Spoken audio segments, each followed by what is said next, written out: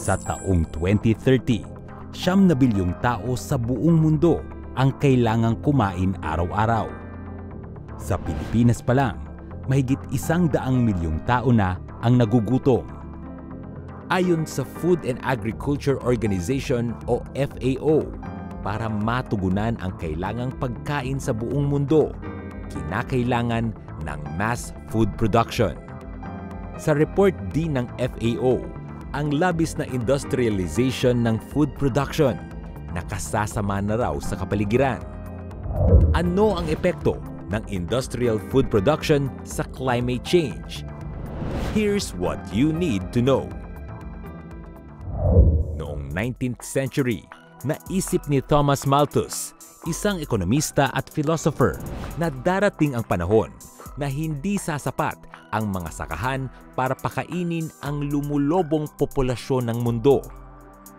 Dito isinilang ang tinatawag na Industrial Revolution o paggamit ng teknolohiya, chemical fertilizer at iba pa para mapabilis ang food production. Meron kasing dalawang klase ng farming sa mundo.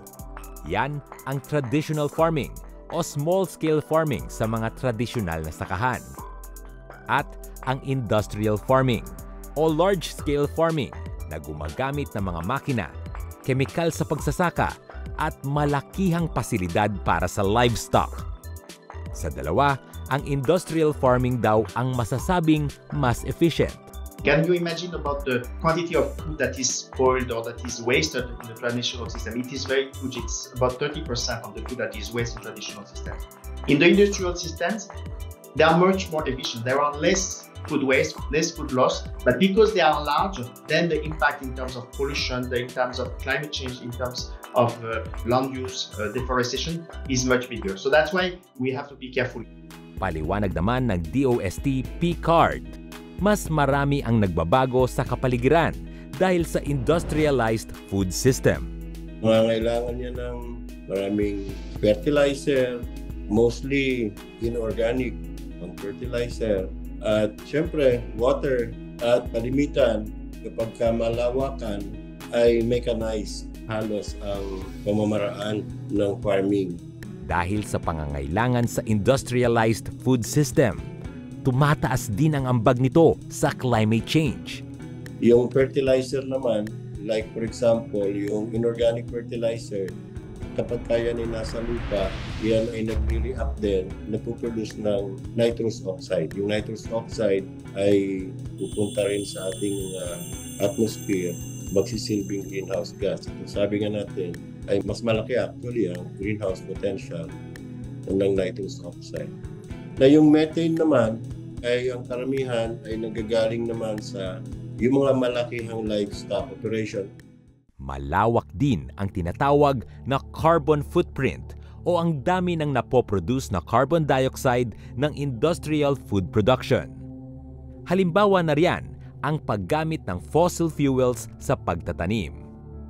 Nariyan din ang food miles o biyahe sa pag-angkat ng gulay at karne. Resource-intensive din ang industrial farming.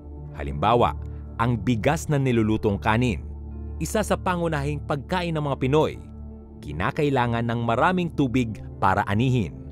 Ayon sa DOST, kailangan daw maging balanse ang pagtugon sa pangangailangan ng pagkain at ang posibleng epekto nito sa kalikasan.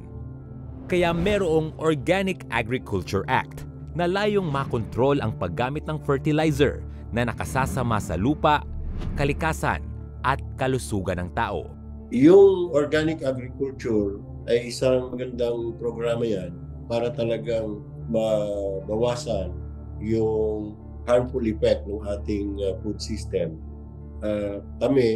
We are proud to say sa P-Card, actually ang P-Card ay instrumental sa crafting ng Organic Agriculture Act using sustainable production methods, yung mga chemical-free na method.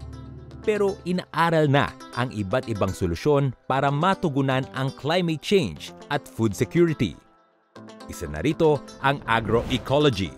Another approach that we are promoting is also the technologies like agroecology.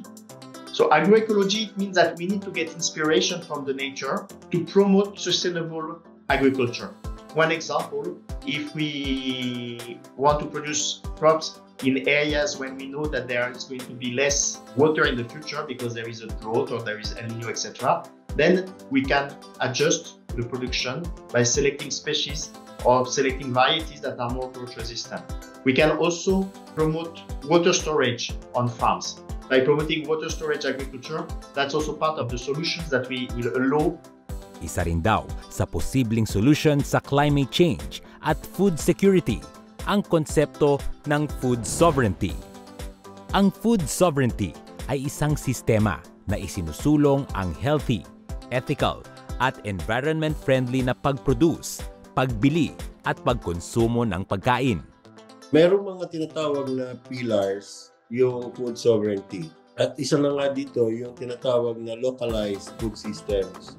Yung producers at yung consumers control to decide how to grow and sell or buy their food. So, kung gusto nila ng organic, kung gusto nila di organic. Ang konsepto ng food sovereignty, posibleng maging malaking tulong daw sa mga magsasaka.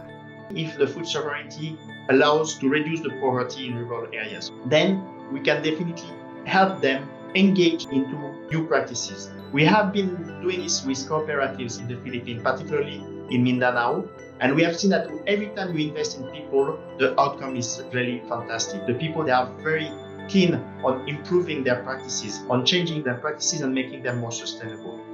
Hindi lang yon, meron ding ginagawa ang Pilipinas na National Food Policy Framework.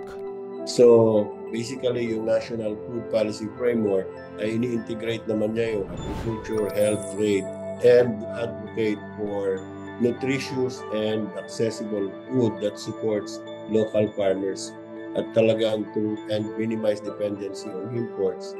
And key talaga dito is sustainability. At the heart of the National Food Policy Framework, sa patuloy na pagtaas ng populasyon sa buong mundo, mataas din ang demand sa pagkain. Kung patuloy namang lalala ang epekto ng climate change, posible ring marami ang magutom sa hinaharap.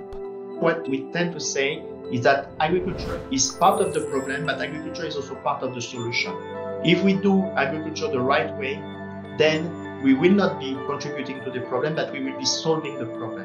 But this will require that we need to accept that there is no simple solution.